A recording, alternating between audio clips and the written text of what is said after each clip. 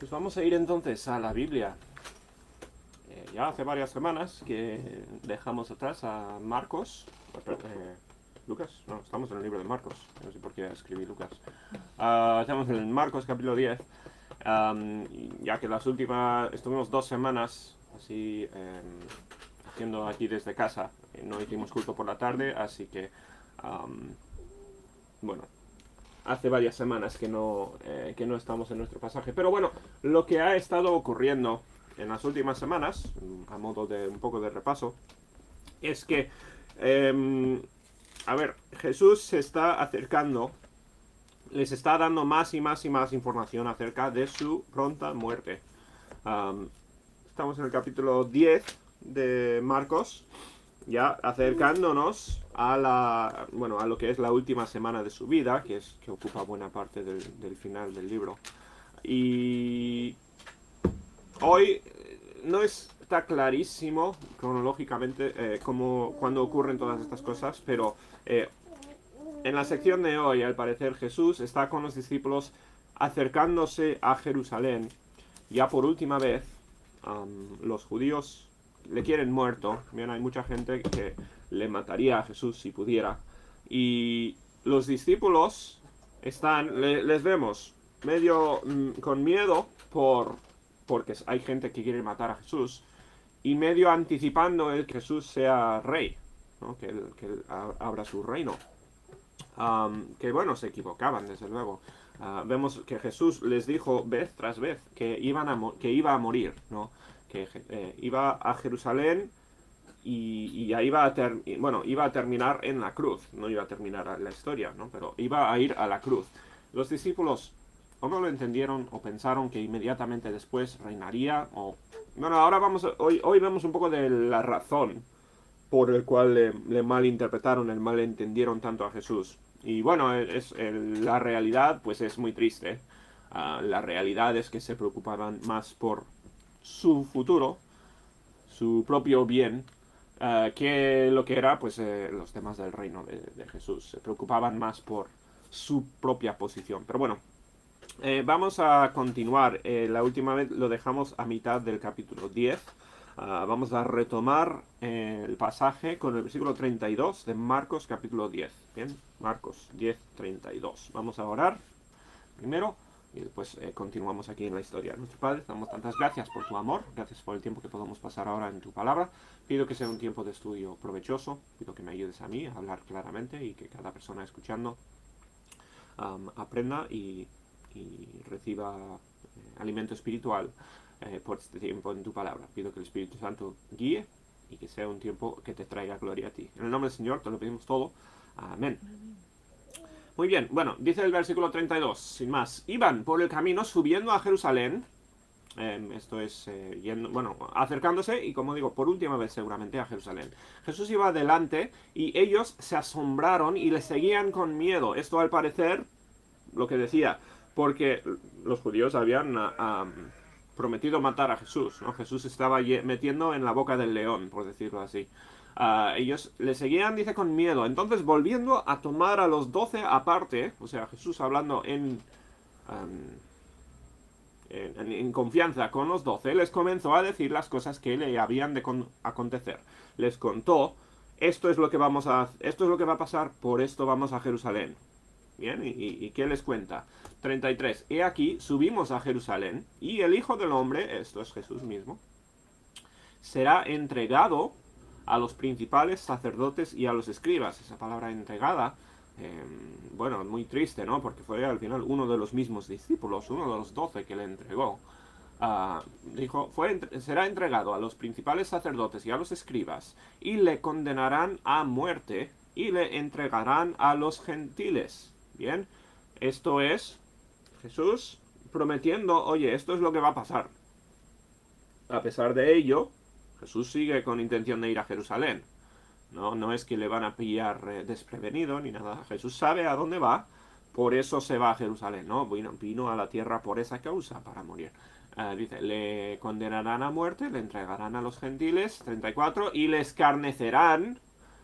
Esto es muy... O sea, Jesús, que es el Hijo de Dios, Jesús, quien merece absolutamente toda la gloria, se burlarán de él, le escarnecerán, le azotarán.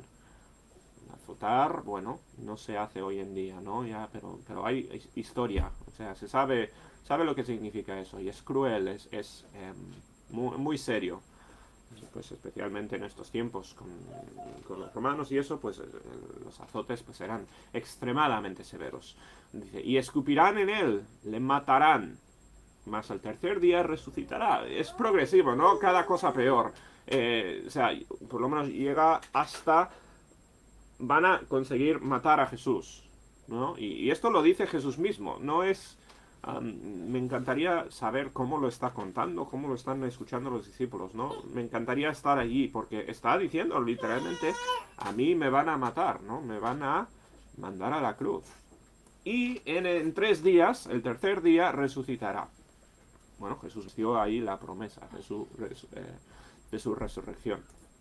Entonces, ahora, aquí vemos un poco, como digo, el por qué es que los discípulos en poco tiempo salen corriendo. No le creen a Jesús, no confían, y cuando le cogen a Jesús, todos salen como sorprendidos, huyen por sus vidas por miedo de que les pillen a ellos también. Bueno, ¿por qué? Porque no estaban escuchando, o no estaban dándole peso a lo que Jesús decía, porque mira lo que está pasando.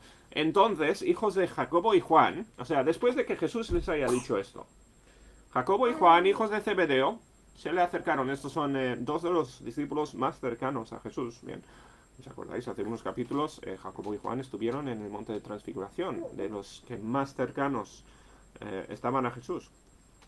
Bueno, ¿qué hace?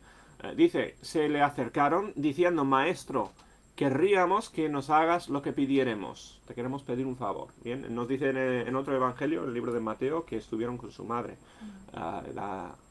Y quizás la madre fue la que instigó esto, ¿no? Bueno, ahí es donde ella como que les trae a los hijos. Pero, ¿qué están pidiendo? Bueno, se estará acercando a Jesús pidiendo un favor. Ahora, esto no se sabe a ciencia cierta, ¿no? Pero la madre de Jacobo y Juan se llamaba Salomé. Y es muy posible que Salomé fuera la hermana de María, bien, la madre de Jesús. O sea, es muy posible que Jacobo y Juan fuesen primos del Señor Jesús. Esto lo sabemos por un pasaje en Mateo, un pasaje en Juan, que hablan de las mujeres que estuvieron con Jesús, y no se dice explícitamente que Salomé era pues lo que sería la tía del Señor Jesús, pero es un poco implícito. No se sabe, pero yo me puedo imaginar muy fácilmente el caso, ¿no? Donde Jacobo, Juan y su madre, que son parientes cercanos, es más, cercanos de Jesús, vienen y quieren, al parecer, aprovecharse un poco de esta cercanía en familia. Bien, dice, queremos que hagas lo que pidiéramos. Pues, ¿qué piden? Y les dijo, ¿qué queréis que os haga? Ellos le dijeron, concédenos que en tu gloria, fíjate, Jesús acaba de hablar del opuesto a gloria. Jesús acaba de decir, me van a escupir, me van a azotar, me van a escarnecer y me van a matar, ¿no? Bueno, dicen, en tu gloria, ellos sabían, todo el Antiguo Testamento hablaba del Mesías que iba a reinar. Así que ellos, a pesar de lo que les había dicho Jesús, sabían que Jesús iba a reinar en gloria. Bueno, concédenos que en tu gloria nos sentemos, el uno a tu derecha, el otro a tu izquierda. Que bueno, no es esto una cosa de... O sea, esto no es una forma de alabar a Jesús, no es una forma de hablar de lo grande que es Jesús, no es como darle respeto ni nada de esto. ¿Qué es esto? Pues muy sencillamente, Juan y Jacobo, bien, querían lugares privilegiados, querían lugares de respeto, y que todos los que se acercaran a ver a Jesús, pues le vieran a ellos dos también, ¿no? Tan sencillamente, pues era una cuestión de orgullo y de ambición propia, ¿vale?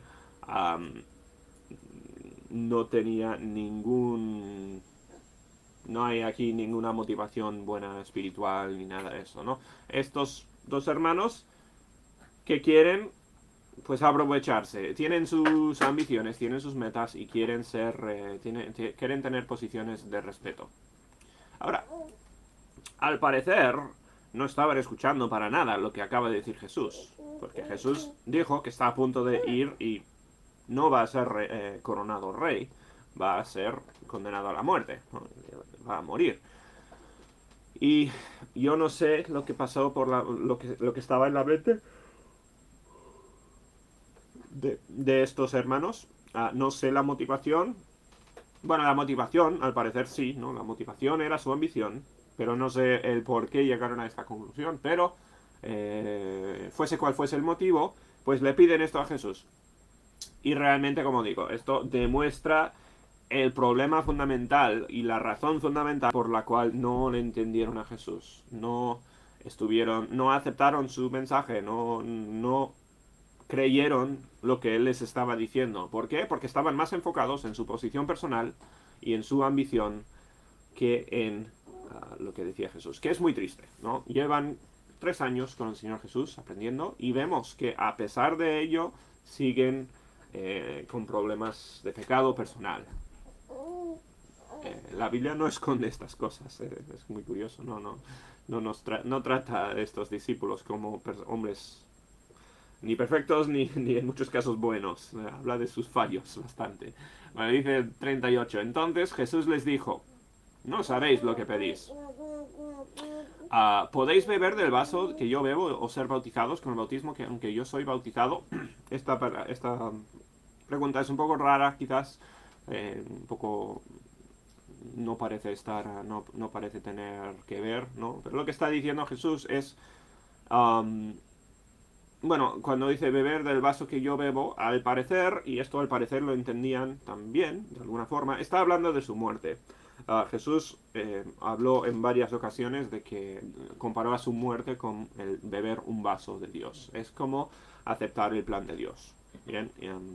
Seguir el plan de su Padre. Y les pregunta, ¿no? ¿Podéis beber del vaso que yo bebo? O sea, ¿podéis hacer como yo? Y en este caso, pues está hablando de su muerte. ¿Podéis ser mártires como yo? ¿Podéis morir como yo? O ser bautizados con el bautismo con que yo soy bautizado. Esto habla del ministerio de Jesús. Y hacer el mismo ministerio, predicar la misma cosa. Jesús les está preguntando, bueno, les está...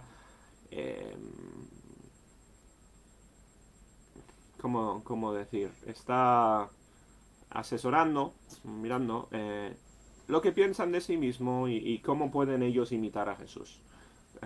¿Cuál es su estado al lado de Jesús? Bien, ellos pidieron estar a su derecha y a su izquierda. No pidieron suplantarle, por lo menos, ¿no? O sea, no pidieron estar al mismísimo nivel que Jesús, pero lo más cercano posible. Querían aprovecharse de toda la gloria que recibiría el Señor Jesús. Y su respuesta, al parecer muy rápida, indica un poco lo mismo, ¿no? Ellos dijeron podemos. O sea, sí, somos capaces de hacer lo que tú haces.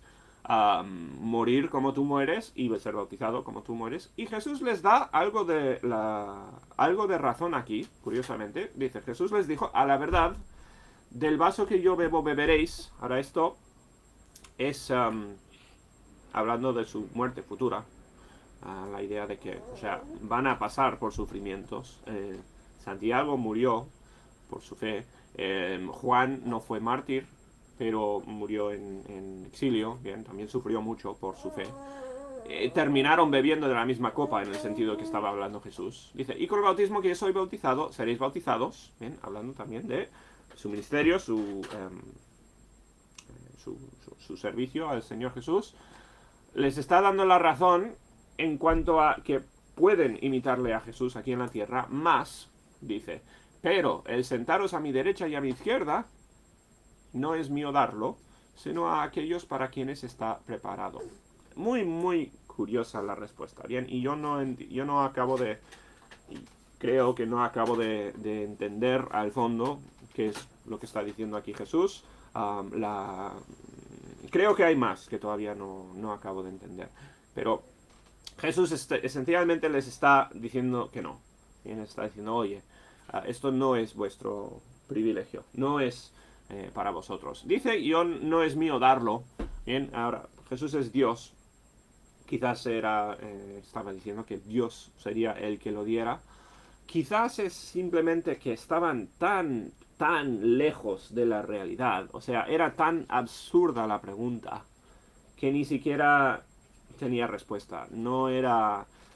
Dios no está buscando los mejores dos siervos para sentarles a la izquierda y a la derecha. Es una cuestión absurda. Um, Ningún humano, ninguna persona merece estar al mismo nivel que el Señor Jesús. Es una tontería. Yo me imagino, ¿no? Que Juan y Jacobo, Juan y Santiago, ya estando muertos, o sea, hoy en día, ahora sabiendo, pues, o sea, serían los primeros en decir que esta cuestión es absolutamente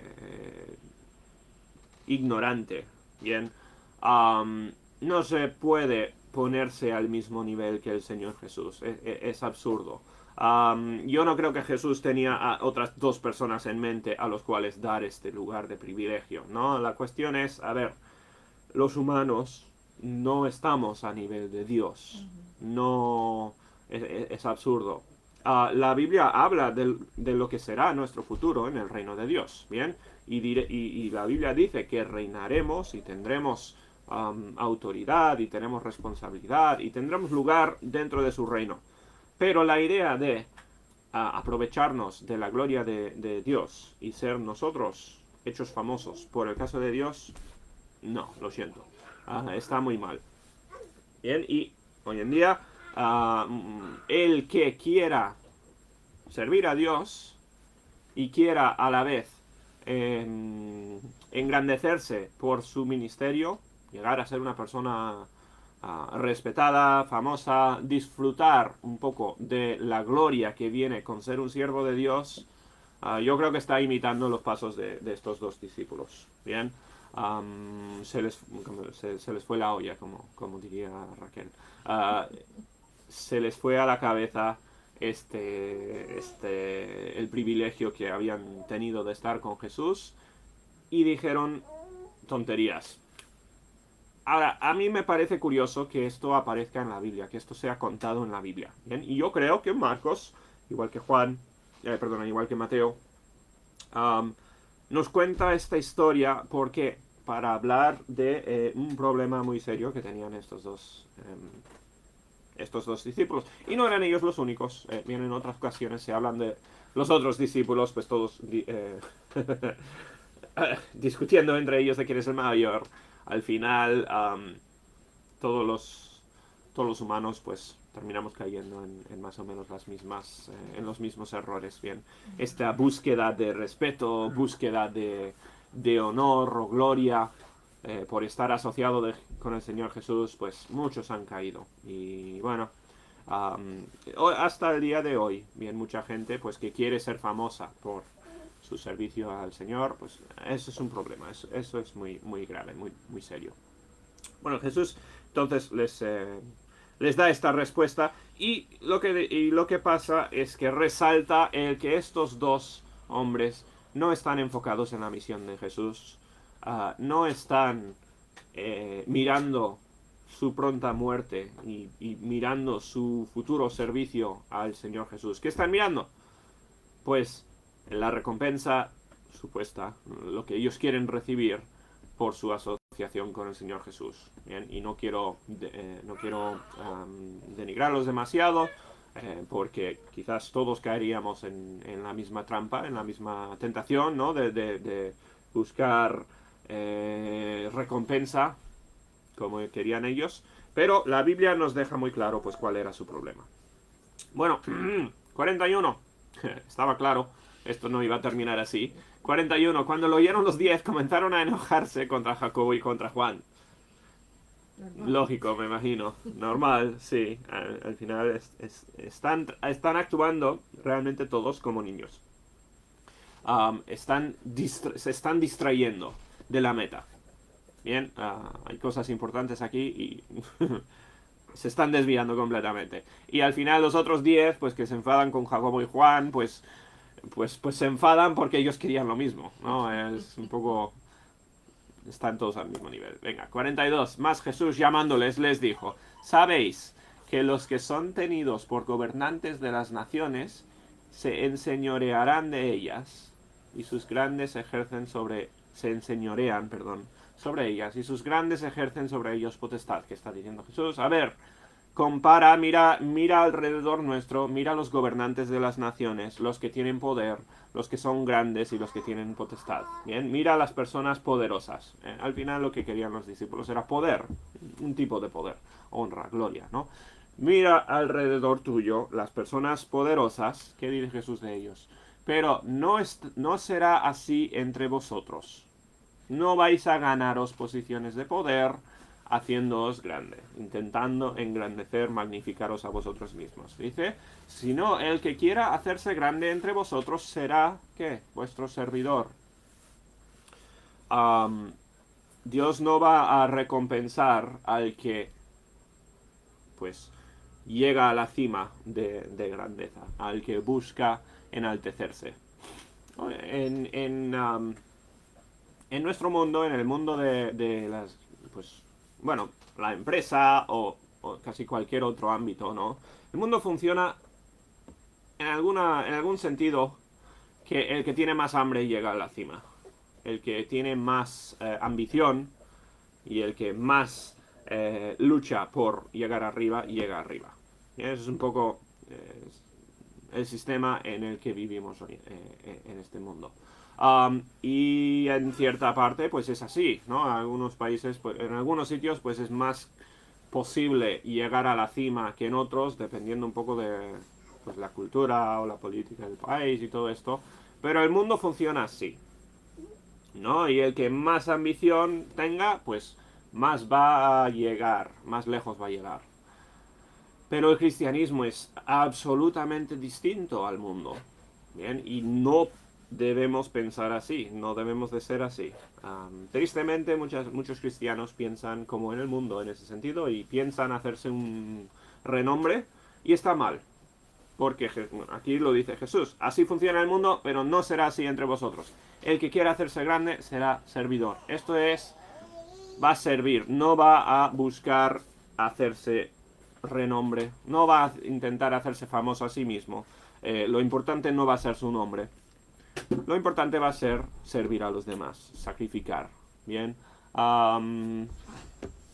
así de sencillo. Y como digo, yo creo que muchas veces, incluso como creyentes, caemos en la trampa de intentar enaltecernos, intentar llegar a la cima, que más personas nos respeten o más personas conozcan quién soy o tenga más voz. ¿Bien? Y a veces nos engañamos y decimos simplemente quiero llegar a influenciar a más gente, ¿no? Quiero buscar el bien de más personas y quiero servir a más gente. Pero en realidad el problema es el mismo que estos dos hombres, ¿no? Que querían ser famosos, querían ser respetados y por su egoísmo, por su ambición, perdieron completamente de vista el plan de Dios. Y es una tragedia porque en poco tiempo están estos hombres huyendo porque le sorprenden a Jesús y no quieren morir ellos también y quieren escaparse. Y demuestran una falta de fe tremenda. ¿Por qué? Porque vemos que su ambición les ganó, ¿no? Estaban más enfocados en sí mismos que en Dios. Esto es, como digo, increíble que los autores de los evangelios hablen de esta forma de los discípulos. ¿Bien? El que diga que la Biblia que la Biblia fue escrita por en unos engañosos que inventaron una religión, intentaron escribir estas cosas para salir bien y para formar una religión nueva y todo eso, es absurdo. Nunca han leído los evangelios o qué, porque los discípulos mismos a veces se les ve fatal en estas historias y es exactamente lo que pasa aquí. Aquí está escribiendo Marcos, que es no es discípulo, pero en el Evangelio de Mateo, que sí fue escrito por un discípulo, pues se incluye él, ¿no? Y él fue parte del problema. Pero bueno, vemos aquí, pues una vez más, debilidad o fallo de parte de los discípulos. Bueno, dice, y el que de vosotros quiera ser primero, si en realidad quieres ser el primero, lo que está diciendo Jesús es que no debes buscar ser primero. Así de sencillo, ¿no? Pero el que quiera ser primero, así lo explica, será siervo de todos. O sea, se humillará. No va a buscar que la gente le mire a él, que la gente le respete a él, sino que va a servir y ya está. Va a humillarse ante los demás. Y, por ejemplo, se pone por ejemplo el Señor Jesús. Dice, porque el hijo del hombre no vino para ser servido. Fíjate, Jesús es Dios. Él podría haber venido y vivido como un rey. Es lo que merecería, es lo que debería ser. Podría haber exigido servicio de todos. Pero que Jesús vino y fue el siervo de todos. Él fue el que sacrificó más, el que se humilló más. Dice, vino para servir y para dar su vida en rescate por muchos. Eso es señal de grandeza. Bueno, en realidad, en Dios y en los cristianos. El dar a los demás, el humillarse, ¿bien? El servir. Eso es la marca de un cristiano, de verdad. Eso es la marca de un gran cristiano. Bien, no debemos estar aquí buscando posición de grandeza. Jesús no está diciendo, el que tenga ambiciones, el que quiera sentarse a mi lado, pues ponte a servir. No lo está diciendo así, no. Está diciendo, vosotros estáis aquí para servir. Igual que yo, igual que hizo el Señor Jesús mismo, humillarse y poner a la otra persona enfrente. Eso es nuestra parte. Esta mañana en el culto, pues cuando hablamos del amor hacia el prójimo, bien, tratar al prójimo como uno querría ser tratado, pues realmente Jesús está hablando aquí del amor hacia el prójimo. Bueno, ahora vamos a ver un pequeñito ejemplo del Señor Jesús, una vez más sirviendo. Bien, y ahí vamos a dejarlo, que ya se hace tarde. Versículo 46 dice, entonces vinieron a Jericó, están acercándose a Jerusalén y pasan por Jericó. Bien, es una ciudad cercana. Y al salir de Jericó, él y sus discípulos y una gran multitud, Bartimeo el ciego, hijo de Timeo, estaba sentado junto al camino mendigando. Muy curioso, esto es una de las muy pocas veces donde una persona pues al cual Jesús rescata, o al cual Jesús sana, es nombrado así. Y yo creo que tiene que ver con el pasaje anterior. A ver, esta persona no era una persona importante. Esta persona era una persona humilde, un mendigo ciego, ¿bien? No tenía familia rica que podía cuidar de él, evidentemente. Era mendigo, no venía de familia importante. Era una persona que todos ignoraron. Todos ignoraban. Están en una multitud, están yendo todos a Jerusalén. Nadie presta atención a este mendigo. Es un nadie, por decirlo así. A pesar de ello, mira cómo le nombra. Mira cómo le nombra Marcos. Bartimeo, hijo de Timeo. O sea, le pone muchísimo énfasis en esta persona. En una persona insignificante, Marcos le enfatiza. Y oyendo que era Jesús Nazareno, comenzó a dar voces y a decir, Jesús, hijo de David, ten misericordia de mí. Entonces, ¿qué hace? Bartimeo, bien, este hombre, que es una persona completamente dependiente, bien, no es una persona importante, o sea, es un mendigo, no puede valer por sí mismo. Y es ciego, es más, hoy en día, pues, ha avanzado la sociedad a tal punto que pues hay mucha ayuda, o hay más ayuda por lo menos, para personas necesitadas de esta forma. Desde luego, siguen siendo necesitadas, siguen mereciendo ayuda y mereciendo pues nuestra compasión y todo esto, pero en los tiempos de Jesús, o sea, esto era con respeto, ¿no? Pero era un nadie, una persona que no podía hacer absolutamente nada por sí mismo y dependía de los demás. Bueno, ¿qué es lo que hace? Evidentemente, la voz le funciona. Los ojos no, pero puede gritar. Y dice, comenzó a dar voces y a decir, Jesús, hijo de David, ten misericordia de mí. A gritar a todo pulmón, al parecer. Dice, y muchos le reprendían para que callase. Por eso digo, a todo pulmón. Estaba molestando a la gente con tanto llanto. Hay que pensar, ¿no? Esto era una multitud. Había Jesús y los discípulos y muchos más yendo a Jerusalén. Eran tiempos de fiesta y era, pues, migración hacia Jerusalén de todo el pueblo. Bien, muchísima gente, muchísimo ruido, muchísimo ajetreo, habrían animales, habría de todo caminando hacia Jerusalén. Y este ciego insignificante, que nadie sabe quién es, nadie le importa a esta persona, está gritando y da voces muy alto, gritando. Dice, le reprendían para que callase, pero él clamaba mucho más, Hijo de David, ten misericordia de mí. Es una señal de desesperación completa, ¿no? Este hombre no puede valer por sí mismo, pero ¿qué hace? Puede clamar pidiendo ayuda. Um, o sea, varias cosas que se pueden comentar aquí, ¿no? Él, evidentemente, él le llama a Jesús hijo de David, sabe que es el Mesías. El hijo de David era el prometido, ¿no?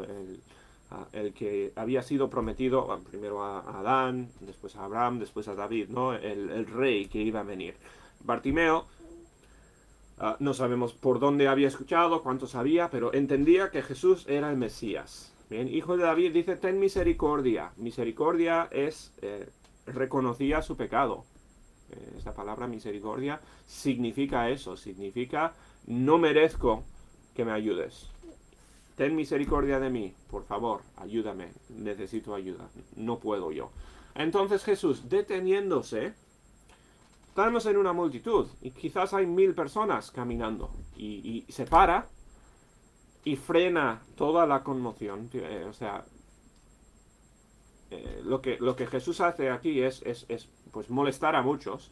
Dice, se detendió, mandó llamarle a esta persona y llamaron al ciego diciendo, ten confianza, levántate, te llama. O sea, va a por él, le intenta encontrar. Bien, le escuchó a Bartimeo, Jesús para y le pone su atención. 50. Él entonces, arrojando su capa, se levantó y vino a Jesús. Este hombre, como digo, estaba desesperado.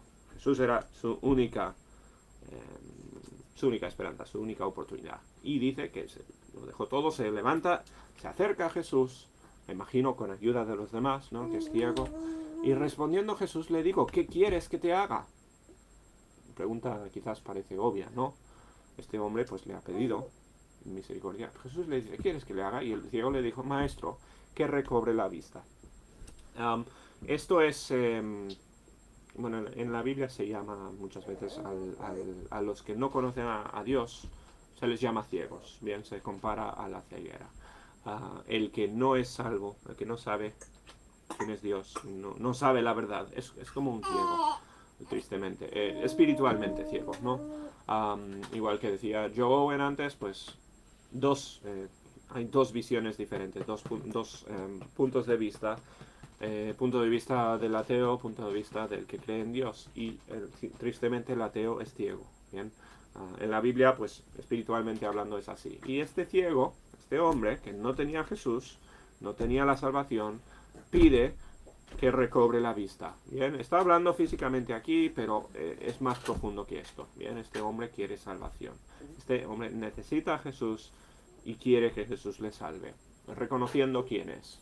Versículo 52. Y Jesús le dijo, vete, tu fe te ha salvado. ¿Fe en qué? Bueno, este hombre creía en Jesús, ¿no? Creía en la salvación que podía ofrecer el Señor Jesús.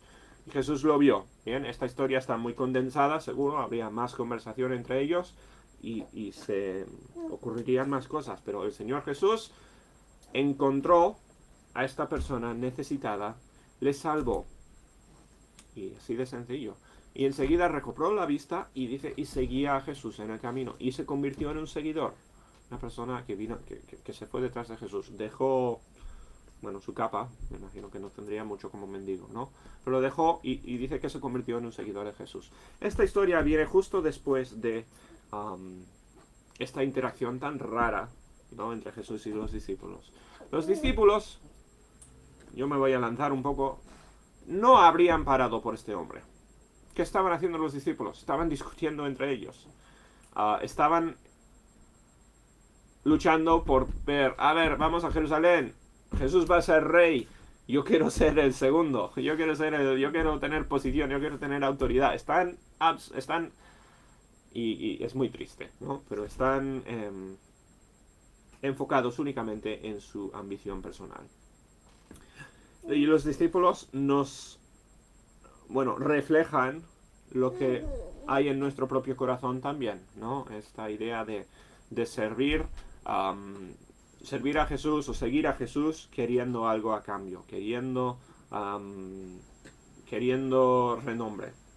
Hay personas que quieren renombre aquí en la tierra. Estos hombres, Juan y Jacobo, bueno, querían renombre en el reino futuro de Dios, ¿no? Pero en ambos casos la motivación estaba mal, ¿no? Jesús no estaba nada contento con ello. Les reprendió, les demostró su necedad y les dijo, absolutamente no. El que quiere ser grande o el que será grande, el que será honrado por Dios será el siervo, el que busca el bien de los demás. Y Jesús simplemente da precisamente un ejemplo de eso. Bien, tenemos a un mendigo, una persona que tenemos su nombre porque aparece, porque nos lo dio el autor, no, pero era un nadie. Jesús se encuentra con esta persona y le salva como un siervo. Bien, hace de parte de siervo, demuestra lo que está diciendo. Y los discípulos, yo no sé si captaron la lección, no sé cuánto aprendieron de esto. Como digo, poco después los discípulos todos salen huyendo. Demuestran, ¿no?, una falta de fe en Jesús tremenda. Pero Jesús demuestra lo que es ser siervo. Buscar, ver la necesidad de el que está a tu alrededor, en este caso, este hombre pobre y ciego y mendigo. Jesús le oyó, paró, le buscó y le salvó. Bien, nosotros no podemos salvar a nadie, no somos Dios para conceder la salvación, pero somos imitadores de Él y debemos estar de la misma forma buscando servir, buscando ayudar a los necesitados. Eso es lo único importante en nuestro servicio al Señor. Bien, ser siervos, ser de ayuda a los que necesitan ayuda. Bien, y ahí terminamos este capítulo. Nos acercamos a la parte crítica, la parte más importante del Evangelio, ¿no?, que es el Evangelio donde Jesús muere y donde Jesús da la salvación. Estamos acercándonos poco a poco y en las próximas semanas pues iremos viendo exactamente cómo Jesús siguió siendo el siervo perfecto. Hasta entonces, pues, que le imitemos. No imitemos en este caso a los discípulos, imitemos al Señor Jesús, seamos siervos. Bien, vamos a terminar. Nuestro Padre, damos gracias por el día que nos has dado, gracias por este pasaje, gracias por los malos ejemplos que vemos en la Biblia, ejemplos a no seguir. Pedimos que nos ayudes. Señor, elimina toda ambición nuestra, elimina todo deseo de crecer, de ser grandes y respetados y ser personas de influencia, y haznos más servidores, más humildes, más siervos como fuiste tú. Te pedimos, y yo te pido por cada hermano que les ayudes esta semana, que les des buena semana de crecimiento espiritual, que les des oportunidades para servir. Te damos tantas gracias en el nombre del Señor Jesús. Amén.